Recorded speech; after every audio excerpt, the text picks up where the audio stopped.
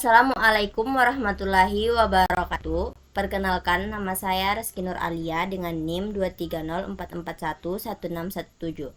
Di sini saya akan menjelaskan makalah saya yang berjudul Perkembangan Jaringan Seluler.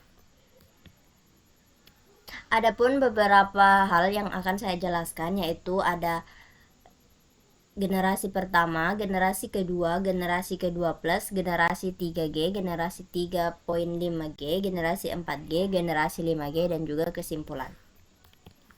Perkembangan jaringan seluler generasi pertama atau 1G.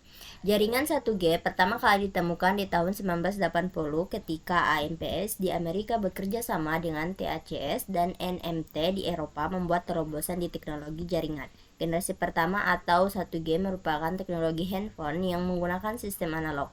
Generasi pertama ini menggunakan teknik komunikasi yang disebut Frequency Division Multiple Access atau disingkat VDMA. Teknik ini memungkinkan untuk membagi-bagi alokasi frekuensi pada satu sel untuk digunakan masing-masing pelanggan di sel tersebut, sehingga setiap pelanggan saat melakukan pembicaraan memiliki frekuensi sendiri. Yang termasuk teknologi 1G yakni AMPS atau Advanced Mobile Phone Service atau 1S136, NMT Nerdy Mobile Telephone, HICAP, TACS, C450, CNET Mobile Text, dan DataTag. Kemampuan teknologi 1G yaitu hanya dapat bisa melayani komunikasi suara saja, tidak dapat melayani komunikasi data dalam kecepatan tinggi dan besar. Kelemahannya yaitu penggunaan teknologi analog pada generasi pertama menyebabkan banyak keterbatasan yang dimiliki, seperti kapasitas traffic yang kecil, jumlah pelanggan yang dapat ditampung dalam satu sel sedikit, dan penggunaan spektrum frekuensi yang boros karena satu pengguna menggunakan satu buah kanal frekuensi, derau intermodulasi atau suara tidak jernih. Generasi kedua atau 2G. Pada awal tahun 90-an, untuk pertama kalinya muncul teknologi jaringan seluler digital yang hampir bisa dipastikan memiliki banyak kelebihan dibandingkan dengan teknologi jaringan analog atau 1G, seperti suara lebih jernih, keamanan lebih terjaga, dan kapasitas yang lebih besar. GSM muncul terlebih dahulu di Eropa, sementara Amerika mengandalkan DAMPS dan Qualcomm CDMA pertama mereka. Kedua sistem ini mewakili generasi kedua dari teknologi jaringan nirkabel dan juga kenyataan bahwa generasi pertama mulai menghilang satu dekade yang lalu sehingga harus ada generasi yang baru.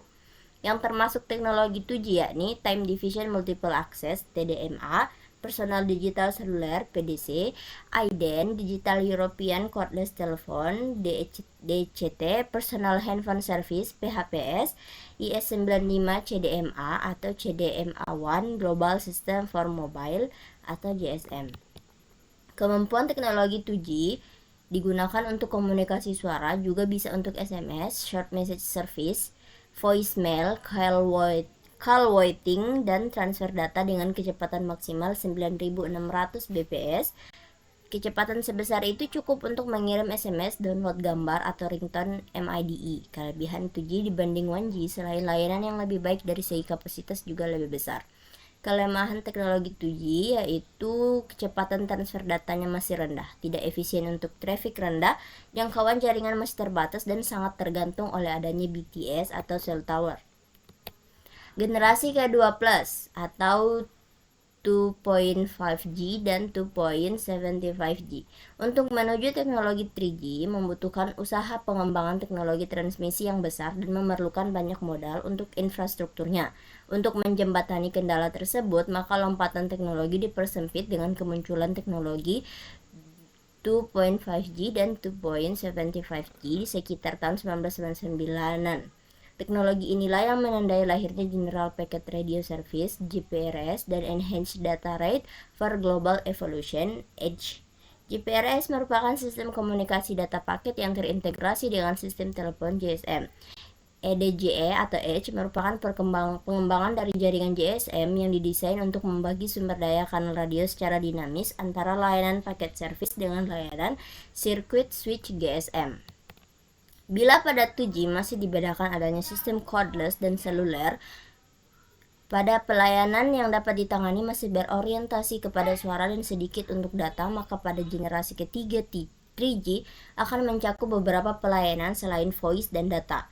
Pada 2G, sel yang digunakan masih dibedakan atas jenisnya, maka pada 3G akan menggunakan bentuk antena yang merupakan gabungan dari makroseluler, mikroseluler, dan pikoseluler. Pemakaian gabungan jenis antena seluler tersebut guna mendukung mobilitas dari user.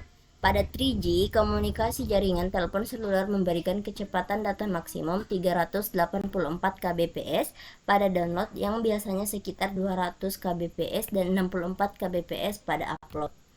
International Telecommunication Union mendefinisikan 3G sebagai teknologi yang dapat bekerja sebagai berikut: mempunyai kecepatan transfer data sebesar 144 kbps pada kecepatan user 100 km per jam, mempunyai kecepatan transfer data sebesar 384 kbps pada kecepatan berjalan kaki, mempunyai kecepatan transfer data sebesar 2 mbps pada user diam atau stasioner. Dari pernyataan di atas terhitung ada 5 teknologi untuk 3G, yakni WCDMA, CDMA 2000, TDS CDMA, UEC 138, dan DECT+. Generasi 3.5G. Teknologi 3.5G ini memungkinkan penggunanya untuk mengunduh beragam sajian multimedia seperti streaming video, streaming musik, mobile TV, permainan daring, online game, cuplikan film, animasi, video klip, permainan, video klip olahraga, berita keuangan, memainkan kumpulan lagu secara penuh, dan unduh karaoke dengan kecepatan tinggi. Seluruhnya dapat dilakukan sembari tetap melakukan telepon video dengan tanpa mengganggu proses transfer data. Yang termasuk teknologi 3.5G yakni HSDPA atau High Speed Downlink Packet Access, WIBRO, Wireless Broadband, dan CDMA 2000. Generasi 4G. 4G dikatakan memiliki kecepatan 500 kali lebih cepat daripada CDMA 2000, dapat memberikan kecepatan hingga 1 Gbps jika Anda di rumah atau 100 Mbps ketika Anda bepergian, dan dalam waktu yang singkat tentu saja. Untuk contoh seberapa cepat teknologi 4G adalah mendownload film berkapasitas 6 GB saja hanya diperlukan waktu 6 menit.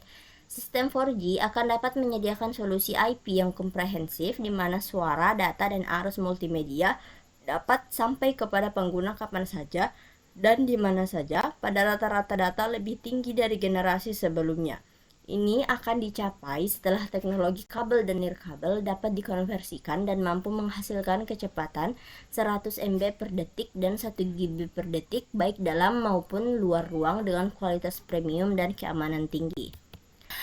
Kemampuan teknologi 4G memiliki kecepatan downlink hingga 300 Mbps dan kecepatan uplink hingga 75 Mbps, mendukung sistem ITUR dan sistem IMT yang menggunakan gelombang frekuensi, mendukung kecepatan transfer broadband karena 4G memiliki frekuensi band yang jauh lebih tinggi, mendukung mobilitas tinggi. Jaringan 4G mampu meminimalkan gangguan. Kelemahan teknologi 4G yaitu untuk membuat infrastruktur jaringan yang baru dibutuhkan biaya yang lebih mahal dibandingkan jaringan 3G, 2G, dan 1G. Dibutuhkan penginstalan peralatan yang baru jika jaringan diperbarui. Dibutuhkan mobile device yang baru yang mendukung teknologi 4G jaringan diperbarui. Dibutuhkan antena tambahan untuk transmisi data karena jaringan 4G menggunakan multiple input, multiple output atau disingkat MIMO. Generasi 5G. 5G atau jaringan seluler generasi kelima atau 5 generasi nirkabel system adalah nama yang digunakan dalam beberapa makalah penelitian dan proyek-proyek untuk menunjukkan fase utama berikutnya dari standar telekomunikasi seluler melebihi standar 4G atau IMT Advanced efektif sejak 2011.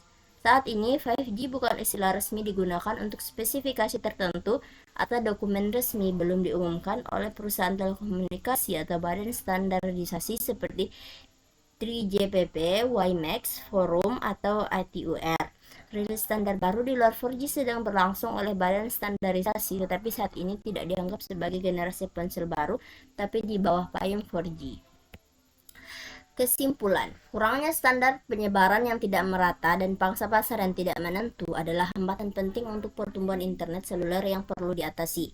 Di masa mendatang, user dijanjikan akan dapat melakukan download dan upload high definition video atau VHS, layanan data berkapasitas besar dan value added service VAS seperti interactive gaming, mengakses email dengan attachment besar serta bergabung dalam video conference dimanapun dan kapanpun.